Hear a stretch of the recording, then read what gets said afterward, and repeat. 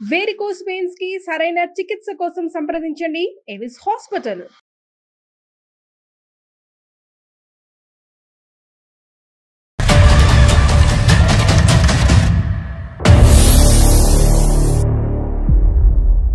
Welcome to అందమైన జీవితం.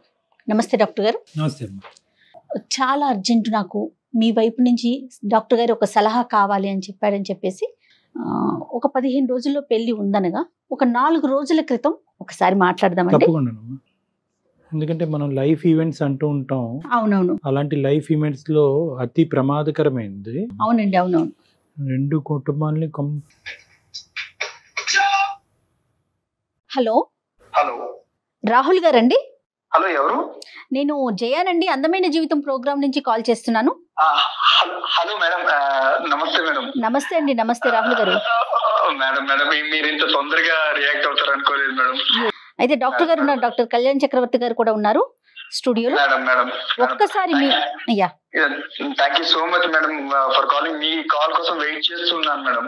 ఎప్పుడు కాల్ చేస్తారా, ఎప్పుడు మాట్లాడదామా? అదే డాక్టర్ గారు ఇచ్చే ఒక చిన్న సలహా లేకుంటే సూచన జీవితంలో ఒక మలుపు తిరగొచ్చు అనే ఒక ఉద్దేశమేనండి. దానికోసమే ఈ ప్రోగ్రాము మీకు ఇమీడియట్ గా కాల్ చేయటం ఉద్దేశం కూడా అదేనండి. ఒక్కసారి మాట్లాడండి డాక్టర్ గారు. నమస్తే సార్. నమస్తే నాన్న, చెప్పినాను. ఏంటి సమస్య? మీ వయసు ఎంత? మీరు ఎక్కడి నుంచి మాట్లాడుతున్నారు? సార్ నా పేరు రాహుల్ సార్. నాకు 29 years సార్. నేను వైజాగ్ నుంచి కాల్ చేస్తున్నాను sir. Okay. I'm working as a software engineer, sir. 1.5 and above. నేను take home every month, sir. Super. Very okay. good. Sir actually నా బాధ ఏంటంటే సార్, నేను ఎందుకు మెయిల్ చేశానంటే సార్, నేను ఎన్నో సంబంధాలు చూసాను సార్, కానీ ఏది నచ్చలేదు. నేను రీసెంట్ గా ఒక సంబంధం చూసాను సార్. ఆ అమ్మాయి బాగా నచ్చింది సార్ నాకు. చాలా అంటే చాలా బాగా నచ్చింది. మంచి బ్రాడ్ మైండెడ్ మంచి అమ్మాయి. తనతో మాట్లాడిన తర్వాత ఆ పెళ్లి చూపుల్లో నాకు తెలిసింది సార్. నేను ఆ పెళ్లి చూపులు అయిపోయిన తర్వాత ఒక 7 to 8 times ఫోన్ లో కూడా మాట్లాడాను సార్ అమ్మాయితోని. ఇంకా మా నాన్నతో చెప్పాను, నాన్న నాకు ఎలాంటి కట్నం వద్దు మనకి, నాకు అమ్మాయి చాలా బాగా నచ్చింది, ఈ అమ్మాయినే చేసుకుంటాను నేను అని చెప్పేసి అంటే, ఇంకా మా అమ్మ నాన్న వాళ్ళు చాలా సంతోషంగా ఫీల్ అయ్యారు సార్. ఫీల్ అయ్యి ఓకే అక్కడికి వీడు పెళ్లికైతే ఒప్పుకున్నాడు కదా అని చెప్పేసి వాళ్ళు డిసైడ్ అయ్యి చాలా అరేంజ్మెంట్స్ చేసుకున్నాం సార్. అంటే అన్ని వచ్చిన సంబంధమేనా రాహుల్ ఇది? అవును మేడం, మొత్తం అన్ని అరేంజ్ చేసుకున్నాం మేడం. మ్యారేజ్ చాలా గ్రాండ్ గా చేయాలి, అంగరంగ వైభవంగా చేయాలి అన్న ఇదితోని అరేంజ్ చేసుకున్నాం మేడం. అరేంజ్ చేసుకున్న పెళ్లి కార్డులు కూడా అన్ని కొట్టించేసాం మేడం. కొట్టించేసిన తర్వాత సడన్ గా ఏమైందో, నాకు ఈ మ్యారేజ్ వద్దు అని చెప్పేసి క్యాన్సిల్ చేసేయండి అని చెప్పేసి అన్నదండి. దేనికో అర్థం కాలేదు మేడం, ఎందుకు ఇలాగ అన్నదో అర్థం కాలేదు. ఇంకా వాళ్ళ నాన్నగారిని అడిగాను, అంకుల్ ప్రాబ్లం ఏంటి, అసలు కాజ్ ఏంటి, నా వల్ల ఏమైనా తప్పు జరిగిందా, నేనేమైనా తప్పు చేశానా, నేను తనతోని మాట్లాడిన 7-8 సార్లు కూడా ఫోన్ లో పద్ధతిగానే మాట్లాడాను. దెన్ వై షీ రిజెక్టెడ్ మీ. అమ్మాయితో మాట్లాడారా మీరు? మళ్ళీ ఎందుకు రిజెక్ట్ చేసింది ఏంటని మాట్లాడదామని ట్రై చేస్తుంటే నా కాల్ లిఫ్ట్ చేయట్లేదు మేడం, నా కాల్ కట్ చేస్తుంది. Few questions Rahul. ఒకటి, ఆ అమ్మాయిలో ఏం నచ్చింది రాహుల్ నీకు అంత ఇదిగా? అంటే చూడటానికి అందంగా ఉంటుందా, చదువా, లేదంటే డిసిప్లినా, ఏంటి, ఏం నచ్చింది మీకు? ఏం చూస్తున్నారు మీరు? ఒక అమ్మాయిలో ఏం చూసేవారు పెళ్లికి ముందు? ఆ అమ్మాయి మాట్లాడే విధానం బాగుండాలి, అమ్మాయి నాకు అందంగా తెల్లగా ఇది అది అన్నది కాదు సార్, ఆ అమ్మాయి ఎంత పద్ధతిగా ఉన్నది అన్నది నాకు కావాలి. దానికోసం అని ఆ అమ్మాయి పెళ్లి చూపుల్లో ఎంత పద్ధతిగా ఉందో, ఎంత పద్ధతిగా మాట్లాడిందో, ఆ డిసిప్లిన్ అదంతా చూసి కూడా నాకు చాలా బాగా నచ్చేసింది సార్. ఇప్పుడు మీరు మాకు చేయడానికి కారణం ఏంటి నాన్న? Why did you call us? I humbly request, please sir, నాకు ఆ అమ్మాయి ఎలాగైనా కావాలి. మీరు నా తరపు నుంచి ఆ అమ్మాయికి కాల్ చేసి కాజ్ ఏంటో కనుక్కొని నాకు మళ్ళీ ఆ అమ్మాయి నన్ను ఒప్పుకొని నన్ను పెళ్లి చేసుకునేలా చేస్తారు అన్న ఇంటెన్షన్ తోని నేను మీకు ప్లీజ్ హెల్ప్ మీ సార్. పెళ్లి కుదిరిన తర్వాత ఇలాగ వెనకడుగు వేయటం ఎంతో బలమైన కారణం ఉంటే తప్ప ఇలా వెనక్కి వేయటం అనేది అబ్సల్యూట్లీ తప్పు నాన్న. అది నెంబర్ 1. ఫస్ట్ మనం కారణం కనుక్కోవాలి. నెంబర్ 2 మోస్ట్ ఇంపార్టెంట్ ఏంటంటే కలుస్తారా లేదా అనేటటువంటిది మా చేతుల్లో ఉండదు. ఓకే, మేము మాట్లాడతాం, కారణం కనుక్కుంటాం, దాన్ని బట్టి ఒక కౌన్సిలింగ్ అనేటటువంటి చేద్దాము. అవుతుందా లేదా అనేటటువంటిది మనం పరిస్థితి బట్టి ఆలోచిద్దాం. ఈ మధ్యలో మీరు ఎప్పుడు కలవలేదండి డైరెక్ట్ గా? అంటే బట్టలు కొనడానికి పెళ్లి పనుల మీద ఎక్కడైనా మధ్యలో కలిసారా రాహుల్ ఒక్కసారైనా? లేదు మేడం, అంటే ఫోన్ లో తప్ప డైరెక్ట్ గా కలుపుదాం. ఓకే, ఫోన్ నెంబర్ ఉందా నాన్న? ఉంది సార్, ఉంది సార్. ఒకసారి నాకు మెసేజ్ చేయండి, నేను తనతో కాల్ చేస్తాను. ఏమండి, తన నెంబర్ మనం ఎందుకు రివీల్ చేయటం? ఎస్ డాక్టర్ గారు, రాహుల్ లైన్ లో ఉన్నారండి. నేను అమ్మాయిని తీసుకుంటాను కాల్లోకి. రాహుల్ మీరు ఏం మాట్లాడకండి, ఒకసారి తనతో మాట్లాడేశాక నేను మిమ్మల్ని లైన్ లోకి తీసుకుంటాను. రైట్? సరే మేడం, సరే మేడం. ఓకే.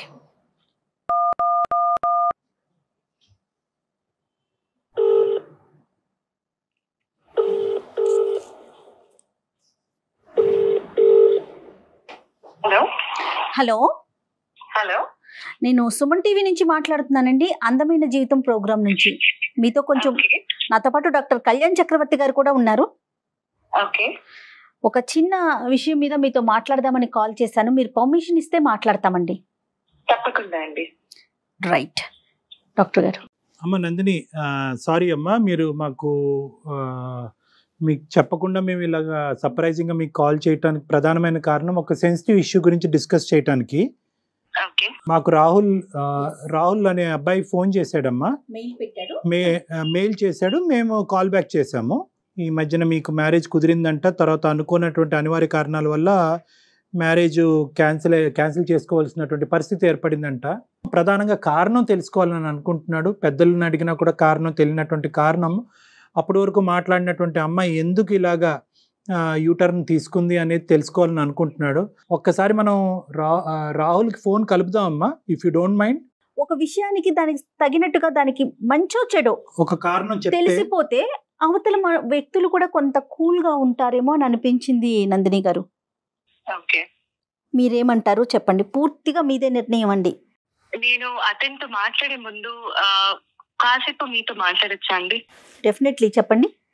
యా, అతను పెళ్లి చూపులకి రావటం, నాతో మాట్లాడటం అంతా జరిగిందండి. బట్ ఈ ప్రాసెస్ లో పెళ్లి చూపులు జరుగుతున్న ఒక ఆడపిల్ల తన ఇంటికి వస్తున్న ఒక అబ్బాయి గురించి ఏ మాత్రం నాలెడ్జ్ ఉండదు. ఒక ఆడపిల్ల ఏం ఆశిస్తుందండి, తన కాబోయే భర్త ఒక మంచివాడు అయి ఉండాలి, ఒక మంచి సంస్కారవంతుడు అయి ఉండాలి. తల్లిదండ్రుల దగ్గర పెరిగిన ఆడపిల్ల కాబోయే భర్త గురించి ఎన్నో ఆశలు పెట్టుకొని ఉంటుందండి. ఇప్పుడు దాకా ఉండదు ఒక ఎత్తు అయితే, పెళ్లి తర్వాత రాబోయే జీవితం గురించి ఏ ఆడపిల్ల అయినా ఎన్ని కలలు కంటుందండి. నా తల్లిదండ్రులు ఒక సంబంధం తీసుకొచ్చి, అమ్మ ఒక అబ్బాయి వస్తున్నాడు, నేను చూడటానికి వస్తాడు అని చెప్పినప్పుడు చాలా సంతోషంగా ఎన్నో ఆశలతోటి వచ్చానండి. నేను కూడా యాక్సెప్ట్ చేశాను అబ్బాయిని. వచ్చాడు, నాతో మాట్లాడాడండి. ఈ మాట్లాడే కాన్వర్సేషన్ లో నన్ను మన ఇద్దరం పర్సనల్ గా మాట్లాడుకుందాము అన్నాడు. అన్నప్పుడు తప్పకుండా అన్నాను. లేచి పక్కకు వచ్చాము ఇద్దరము. ఆ మాట్లాడుతున్న కాన్వర్సేషన్ లో అతను ఒక మాట అడిగాడండి. ఒక ఆడపిల్లని, అది ఇష్టపడి లేకపోతే ఖచ్చితంగా ఆ అమ్మాయిని పెళ్లి చేసుకోవాలనుకుని వచ్చిన ఒక అబ్బాయి కాబోయే ఒక భార్య అని అడగాల్సిన మాటేనా కాదా అన్నది నేను చెప్పిన తర్వాత పెద్దవాళ్ళుగా మీరే ఆలోచించండి. చెప్పండి అమ్మా. నేను చెప్పలేకపోతున్నానండి. అయ్యో, ఒక గౌరవ మర్యాద కుటుంబంలో పుట్టి పెరిగిన ఆడపిల్లని నేను చాలా సంస్కారవంతంగా మాట్లాడతాను ఎవరితో అయినా సరే. అలాంటిది నన్ను పట్టుకొని అయ్యో వర్జిన్ అని అడిగాడండి. ఒక భర్తగా అతను నా ఇంటికి వచ్చినప్పుడు అతన్ని నేను పెళ్లి చేసుకోబోతున్నాను అని నేను మనసులో ఫిక్స్ అయిన తర్వాత అయ్యో వర్జిన్ అని అడిగిన ఆ ప్రశ్నకి ఒక ఆడపిల్ల ఎలా రియాక్ట్ అవ్వాలండి? అలాంటి వాడు రేపు నన్ను ఏం చూసుకుంటాడండి? రేపు నేను పాలవాడితో మాట్లాడినా, పేపర్ వాడితో మాట్లాడినా అనుమానిస్తాడు కదా. అలాంటి వాడిని నేను ఎలా పెళ్లి చేసుకోవాలి? తన ఫ్రెండ్స్ వల్ల అయి ఉండొచ్చు, లేదంటే తను పెరిగిన బ్యాక్గ్రౌండ్ అయి ఉండొచ్చు. మేబీ ఇది ట్రెండ్ ఏమో ఈ మధ్య జనాలు ఇలా అడగటాలు, కాబట్టి వాళ్ళు క్యాజువల్ గా అడిగాడేమో అని కూడా అనుకున్నానండి. కొద్ది రోజులు నేను టైం కూడా తీసుకున్నాను. అందుకే ఈ ఒక్క మాట అడిగిన దానివల్ల నేను ఇంత మనసు చంపుకొని ఈ సంబంధానికి ఒప్పుకోవాలా?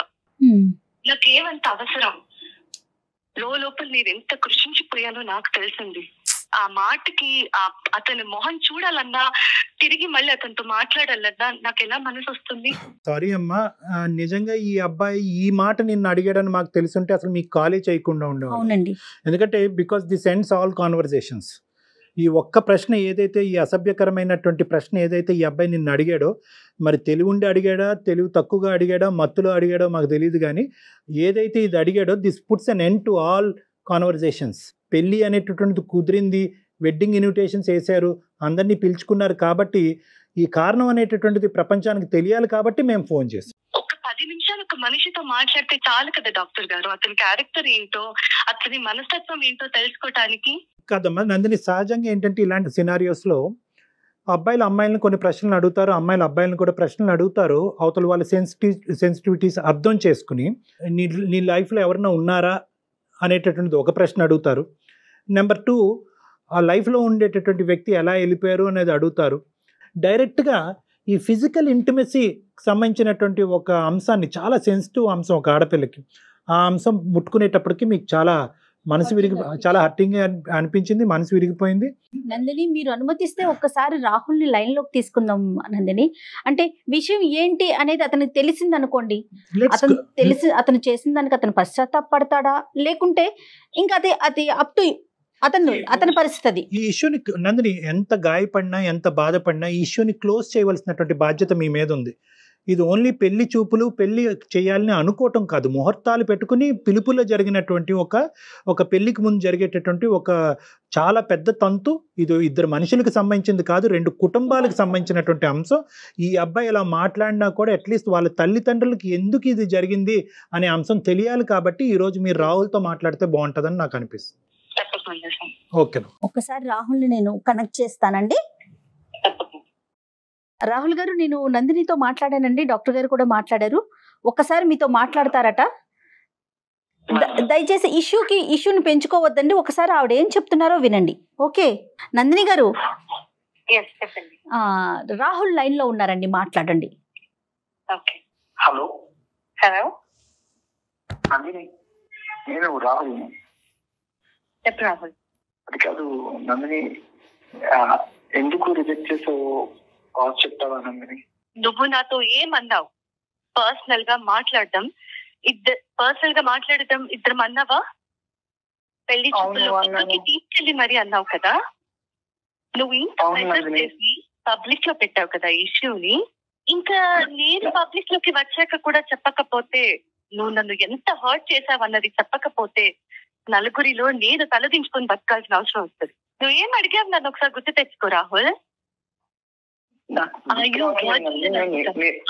వర్జిన్ అని అడిగావు, నన్ను పట్టుకొని నువ్వు వర్జిన్ అని అడుగుతావా? ఏమనుకుంటున్నావు నీ గురించి? ఇదేనా నీ సంస్కారం? ఇదేనా నీ తల్లిదండ్రులకు నేర్పించే నీ సంస్కారం? ఒక్కసారి ఆలోచించలేదా రాహుల్? నన్ను అంత ఇష్టపడ్డానన్నావు కదా రాహుల్, ఇలాంటి మాటను అడగాల్సింది ఒక కాబోయే భార్యని. ఇష్టపడిన వాడు ఇలాంటి మాట అడుగుతాడు కాబోయే భార్యని పట్టుకొని? సారీ రాహుల్, నువ్వు నన్ను చాలా బాధ పెట్టావు రాహుల్.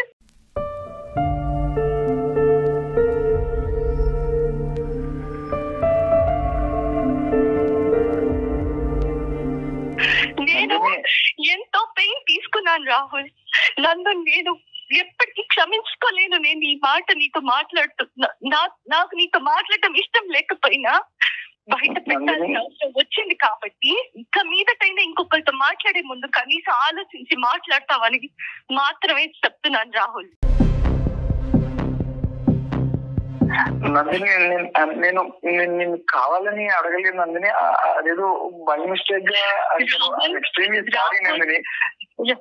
రాహుల్, ఒక్కటే ఆలోచించుకో, అది ఆడపిల్ల అయినా మగపిల్లాడైనా సరే, ఒక మనిషితో మాట్లాడేటప్పుడు అది ఫ్రెండ్ అవ్వని, భార్య అవ్వని, తల్లి అవ్వని, చెల్లెలవ్వని, ఒక ఆడపిల్లతో మాట్లాడే ముందు నోట్లోంచి ఒక్కో పదం బయటకు వచ్చేటప్పుడు 1కి 10 సార్లు ఆలోచించి మాట్లాడాలి రాహుల్.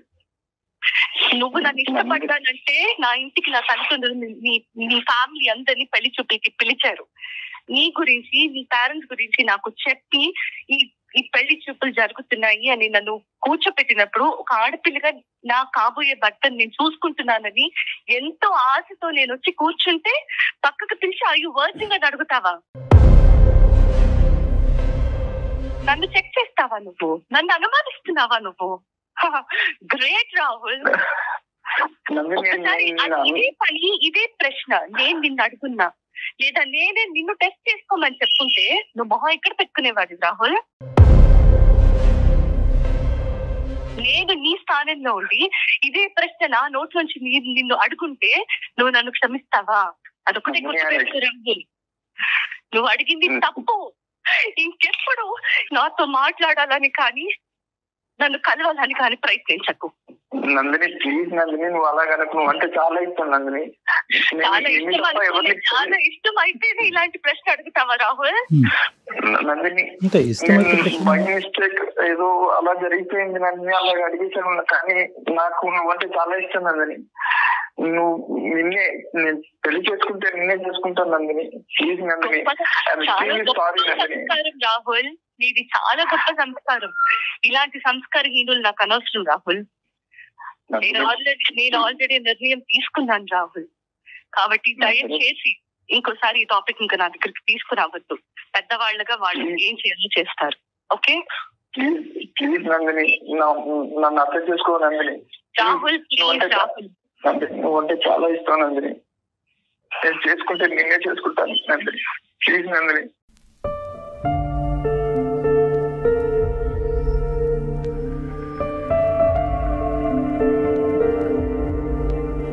నందిని మాట్లాడు Nandini. Sorry doctor, emotional.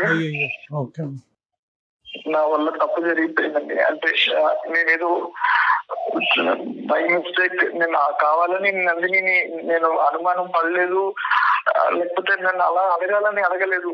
By mistake గా వచ్చేసింది. కానీ నేను చేసిన తప్పే డాక్టర్ గారు. కానీ పెళ్ళంటే చేసుకుంటే నందిని నేను చేసుకుంటాను డాక్టర్ గారు. పోష్ కల్చర్ని ఎక్కడెక్కడ పెట్టుకోవాలో అక్కడ పెట్టుకోవట్లేదు. అనవసరమైన ప్లేసెస్లో ఆ కల్చర్ని మనం అడాప్ట్ చేసేసుకోవటం అసలు మన కల్చర్ అండి ఇలా మాట్లాడటం అనేది. రాహుల్, ఇప్పుడు ఏదో చేసేసేయండి, ఆ అమ్మాయిని నన్ను కలిపేయండి, this is not the issue ఇక్కడ. రాహుల్, ఒక మాట అనే ముందు మీ మదర్తో కానీ మీ సిస్టర్తో కానీ ఎంత పద్ధతిగా మాట్లాడతావో అదే పద్ధతితో కాబోయేటటువంటి భార్యని తన సెన్సిటివిటీస్ ఆలోచించి మాట్లాడటం అనేది చాలా ఇంపార్టెంట్. ఈరోజు బహుశా నందిని అక్కడ ఉంది కాబట్టి కొంతమంది అమ్మాయిలు ఉంటారు, వాళ్ళని ఇంకో పద్ధతిలో అర్థం చేసుకుంటారు. ఓకే, నా క్యారెక్టర్ గురించి అడుగుతున్నాడు కాబట్టి నీ క్యారెక్టర్ ఏంటి అని అడగచ్చు. కానీ నందిని ఆ స్థాయి అమ్మాయి కాదు. ఆ అమ్మాయి యొక్క సెన్సిటివిటీస్ నువ్వు అర్థం చేసుకోవాల్సినటువంటి అవసరం ఉంది, నెంబర్ 1. నెంబర్ 2 ఏంటంటే, ఈరోజు ఒక మాటే కదండి, మాటను నేను వెనక్కి తీసేసుకుంటాను, నన్ను క్షమించండి అన్ను అనేటటువంటి పద్ధతి ఏదైతే ఉందో అన్యాక్సెప్టబుల్ టు నందిని. మీరు చేయాల్సిందంతా చేసేశారు, అడగకూడని ప్రశ్నలు అడిగేశారు, మళ్ళీ తనే కావాలంటే ఎలా సాధ్యమవుతుంది? ఆ అమ్మాయి ఈరోజు పబ్లిక్లోకి వెళ్ళి ఈరోజు నేను ఈ అబ్బాయిని వదిలేయటానికి ఈ అబ్బాయి నోట్లోంచి ఈ మాట వచ్చింది అనేటటువంటి మాట ఆ అమ్మాయి బయటికి చెప్పలేదు. మేము అడగ్గా ఈరోజు మాకు చెప్పింది, బాధపడుతూ ఏడుస్తూ. ఎందుకు? నీ క్యారెక్టర్ని కూడా అక్కడ కాపాడేటటువంటి ప్రయత్నం ఆ అమ్మాయి చేస్తుంది. నీ నోట్లోంచి ఇలాంటి మాటలు ఊడి పడతాయి అనేటటువంటిది అంశం సమాజంలోకి వెళ్తే కనుక నువ్వు చూస్ చేసుకోవటం కాదు, అమ్మాయిలు నిన్ను చూస్ చేసుకోరు. ఒక కఠినమైనటువంటి నిర్ణయం తీసుకుంది అని భావించద్దు.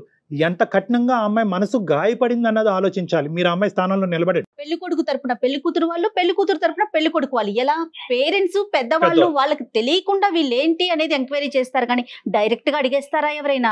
నీకు నచ్చినటువంటి అమ్మాయి అని 1కి 10 సార్లు అన్నావు, అక్కడ నువ్వు ఆటోమేటిక్ గా ఏమనుకున్నావు అంటే కనుక నీకు నచ్చింది కాబట్టి ఆ అమ్మాయికి నువ్వు ఆటోమేటిక్ గా నచ్చేసావు అనేటటువంటి అహంకార భావంతో నీ మనసు లోపల ఉండేటటువంటి ఒక ఖచ్చితమైనటువంటి భావం. సో అది ఊరికి నేను అనలేదు నాన్న, ఊరికి నోరు జారటం కాదు.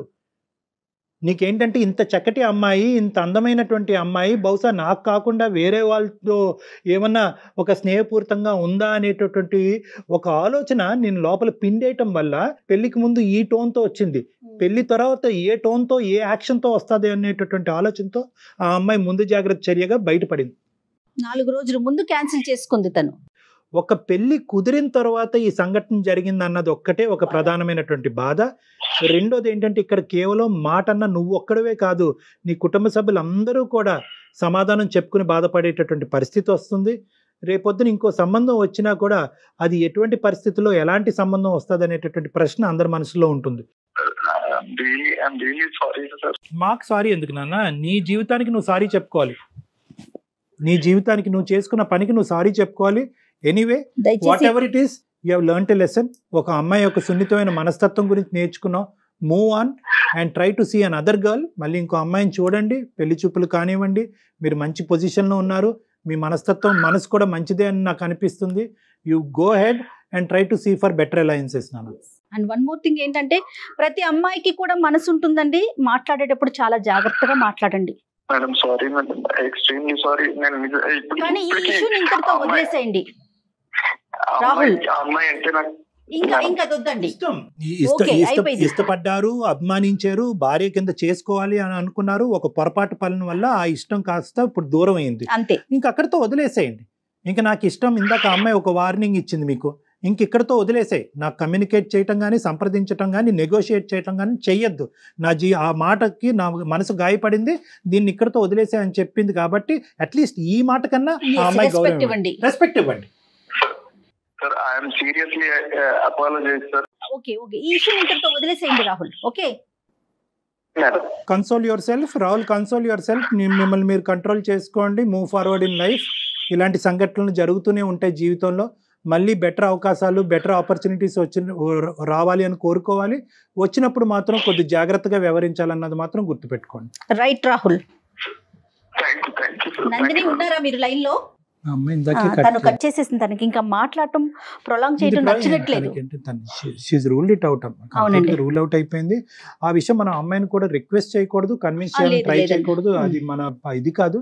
ఎందుకంటే ఇంకోటి ఏదో జరిగి హర్ట్ అవుతే అది వేరే విషయం. ఏదో కట్న కానుకలో పెళ్లి చేసేటటువంటి విధానాలు, పద్ధతుల గురించి అంటే అది వేరే విషయం.